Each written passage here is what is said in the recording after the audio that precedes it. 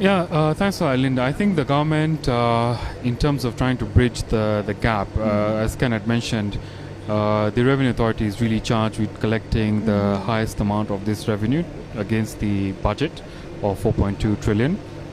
Are trying in terms of alternate mechanisms, like now expanding the tax base. We have talked about the informal sector for far too long, 20 years. We're still talking about it.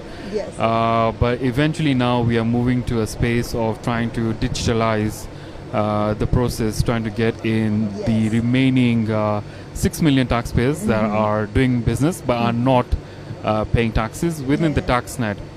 I think the challenge is that revenue authorities now, or the government has moved the burden to the taxpayers themselves.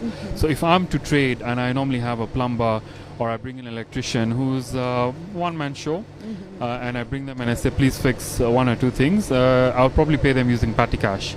But if I'm to claim that expense as a legitimate business expense, I would then have to ask them for an ETIMS invoice. There were initial challenges. It was automated, you needed data, you needed internet, but now the government introduced a USSD code, meaning I don't need a smartphone to generate a tax invoice, which I thought was brilliant.